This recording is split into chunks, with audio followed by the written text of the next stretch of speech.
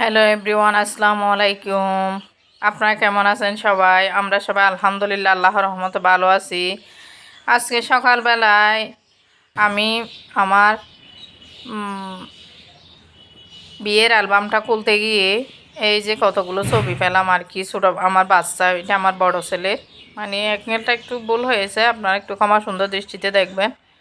এই যে আমি আমার কতগুলো ছবি আপনাদের সাথে শেয়ার করলাম, আর স্মৃতি হিসাবে এখানে ভিডিওতে থাকে যাবে, আর ছবিগুলো তো নষ্ট হয়ে যাবে। এটা একটা আমি পিকনিকে গিয়েছিলাম যে সেটার ভিডিও। আজকে আমি আপনাদের সামনে আমার 15তম বিবাহবার্ষিকীর একটি ভিডিও আপনাদের মাঝে শেয়ার করব। সুখে দুঃখে আল্লাহ আমাকে 15 বছর আমার হাজব্যান্ডের সাথে পার করেছে। আমার হাজব্যান্ডের যখন আমাকে দেখতে গিয়েছিল আর কি, এর আগে যখন ওনার পরিচয় আমাকে জানানো হয়েছিল, আমার সবচেয়ে বেশি আমার হাজব্যান্ডের ভালো লেগেছিল যখন আমাকে দেখতে গিয়েছিল। তিনি একদম চুপচাপ ছিলেন। অনেক লোক থাকে না একদম মুখরা অনেক বেশি কথা বলে, এরকম না, একদম ভদ্র শান্তশিষ্ট। মানে উনি আমাকে শুধু কোথায় লেখাপড়া করি সেটাই জিজ্ঞেস করেছিলেন। এরকম মানে ভদ্রভাবে উনি আমাকে ওই দিন দেখেই চলে আসছিলেন আর কি। আর আমার সবচেয়ে আরও ভালো লাগছিল আমার শাশুড়ের কথাবার্তা। আর এটা হচ্ছে আমার বিয়ের আমন্ত্রণপত্র আর কি, আপনাদের সাথে একটু শেয়ার করে দিলাম। 10ই অক্টোবর 10/10/2010 আমাদের বিয়েটা হয়েছিল আর কি। আর আমার হাজব্যান্ড আমাকে গিফট দিয়েছিল, আর আমি কি আয়োজন করলাম আমার হাজব্যান্ডের জন্য, সেগুলো আজকে আপনারা সব বিস্তারিত দেখতে পাবেন। আর আমার 15 বছরের বিবাহিত জীবন, আমার সুখের মুহূর্ত হলো আমার বাচ্চাগুলা। এই যে আমার ছোট ছেলেটি, ও তো আমার কলিজার অর্ধেক। আর এই যে আমার বড় ছেলে আর ছোট ছেলে, ওদেরকে একটু দেখিয়ে দিলাম আর কি আপনাদের আমার জীবনের পরিপূর্ণতা। আর আমার মেয়ে তো আমার কলিজার অংশ। ও আমাকে এখন থেকে ও আমার যেভাবে দুঃখ বুঝতে পারে, মহান আল্লাহর অসীম রহমত। আমি মহান আল্লাহর কাছে সব সময় শুকরিয়া জানাই, আল্লাহ আমাকে এরকম 3টি সন্তান দেওয়ার জন্য, আমার জীবনকে পরিপূর্ণ করার জন্য, আমার মাতৃত্বকে সফল করার জন্য। আর এখানে আমার বিয়ের কিছু কাহিনী আমি আপনাদের সাথে শেয়ার করব।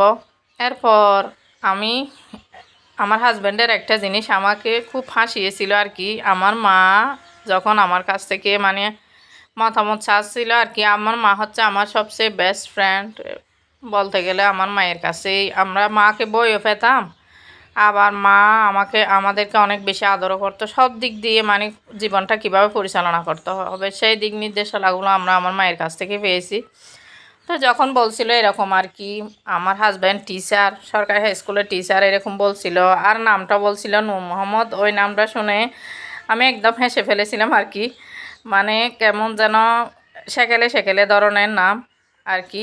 কিন্তু আমি আমি বলছিলাম যে নূর মোহাম্মদ এরকম। তবে আরেকটা জিনিস ভালো লেগেছিল, ওনার আরেকটা নাম ছিল আর কি, ওনার নাম ছিল নূর মোহাম্মদ জুয়েল। আর জুয়েল নামটা শুনে আমি সেটা অনেক বেশি ভালো লেগেছিল। আসলেই সত্যি আমার হাজব্যান্ড নামের জুয়েল নামের অর্থ হচ্ছে একদম রিয়েল।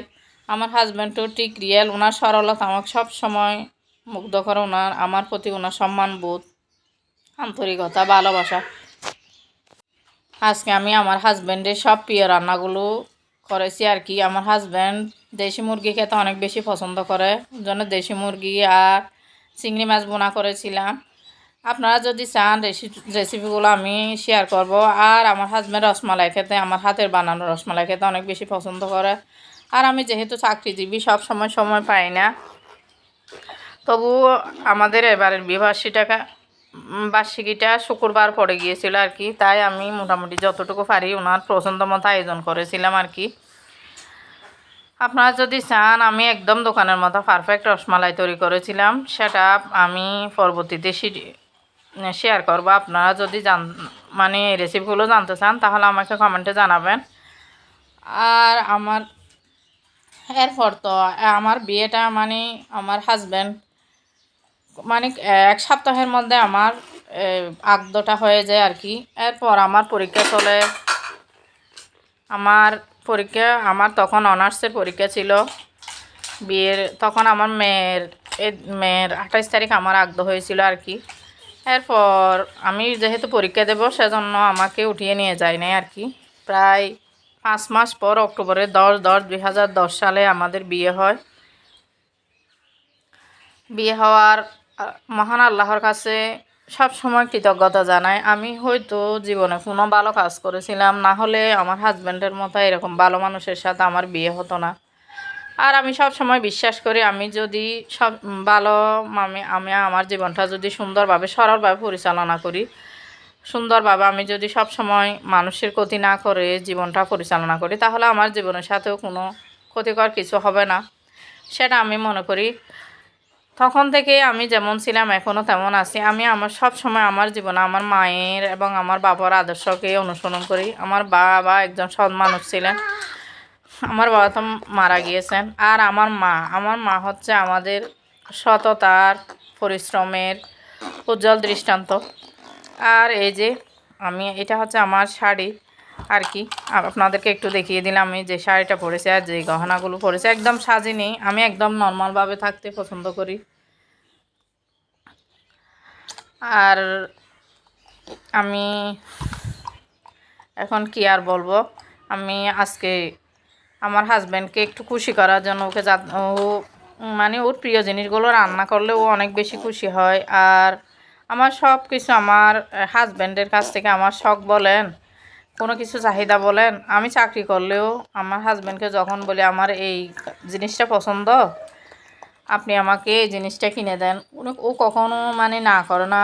আমি সব সময় ওনার সাধ্যের মধ্যে জিনিসটা কেনার চেষ্টা করি, কারণ সাধ্যের বাইরে হলে তো ওনাকে অন্যায় কাজে জড়িত হতে হবে। আমার হাজব্যান্ড যেহেতু একজন টিচার, ওনার তো মোটামুটি মাশাআল্লাহ কিছু ব্যবসাও করে। আমি ওনার সাধ্যের মধ্যে যে কোনো কিছু চাহিদা পূরণ করার চেষ্টা করি আর কি নিজের। আমার শখগুলা সবসময় আমার হাজব্যান্ড পূরণ করার চেষ্টা করে। আর এরপর আমি খাবারের থালাটা একটু সাজিয়ে নিচ্ছিলাম, একটু সাজিয়ে গুজিয়ে দিচ্ছিলাম আর কি, যাতে উনি একটু খুশি হন। এই যে আমি পোলাওগুলা একদম প্লেন পোলাও করেছিলাম। আর গাজরের পোলাও আমার অনেক ভালো লাগে। আর মটর তো এখন পাওয়াই যায় না, আর ফ্রোজেন মটর আমার ছিল না। এই যে আমি এখানে একটা ডিমগুলা মানুষের মতো মুখ করে সাজিয়েছিলাম আর কি ডিমটা। আর লেবুর স্লাইস নিয়েছিলাম। আর এখানে পেঁয়াজগুলো এভাবে দিয়ে, আমি জানি আমার প্রিয় আপুরা সবাই এগুলো সাজাতে পারেন, তবু আমি আমার হাজব্যান্ডকে কীভাবে সাজিয়ে পরিবেশন করেছি সেটা একটু আপনাদের সাথে শেয়ার করলাম আর কি।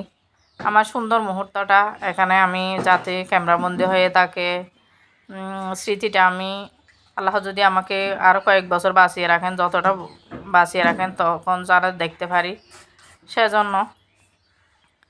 আর আপনারা যারা এই মুহূর্তে আমার ভিডিওর সাথে আছেন একটা লাইক দিননি, প্লিজ একটা লাইক দিয়ে ভিডিওটি কন্টিনিউ করবেন আর ভিডিওটা ফুল ওয়াচ করবেন। আর আমার হাজব্যান্ড আমাকে কি উপহার দিয়েছিল আর কি দিয়েছিল সেটা আপনারা যদি জানতে চান তাহলে পুরো ভিডিওটা আপনাদের মানে দেখতে হবে আর কি। এরপর আমার অক্টোবরের 10 তারিখ তো আমার বিয়ে হয়ে যায় 2010 সালের। এরপরেই আমি বিয়ের পরও যখন আমি অনার্সটা পাস করি তখন আমার হাজব্যান্ড আমাকে বলছিল যে আর পড়াশোনা করার জন্য। উনি অনেক বেশি উৎসাহ করতেন আর কি। আমি তো সায়েন্সের স্টুডেন্ট ছিলাম। আমার হাজব্যান্ড বলছিল যে আমাকে কি করবে, আমি বলছিলাম যে আমি টিচার হব। তখন উনি বলছিলেন যে আমাকে বিএডে অথবা লাইব্রেরিয়ান এগুলো পড়ার জন্য, কিন্তু আমি চাই নাই, আমি লাইব্রেরিয়ানটা পড়ি নাই।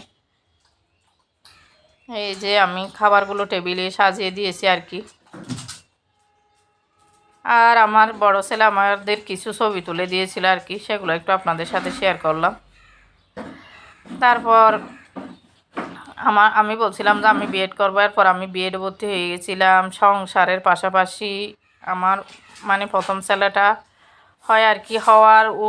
ও হওয়ার পর আমি চাকরির পরীক্ষার জন্য প্রিপারেশন নিই। এরপর আমার হাই স্কুলে আমি নিবন্ধনে পাশ করি, আমার চাকরি হয়ে যায় আর কি। এরপরে যে চাকরির পর প্রায় 9 বছর পরেই আমার চাকরি জীবন এখন 11 বছর চলতেছে। আমি হঠাৎ করে আমার ইচ্ছা হলো আমি একটি ইউটিউব চ্যানেল খুলবো।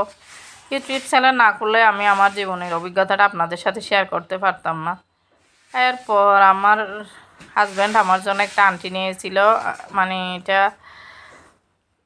আংটিটা অনেক আগে কিনে দিয়েছিল আর কি। সেটা আমি বলছিলাম যে আজকে ওকে পরিয়ে দেওয়ার জন্য। এটা আমার হাতে পরিয়ে দিচ্ছিল আর কি।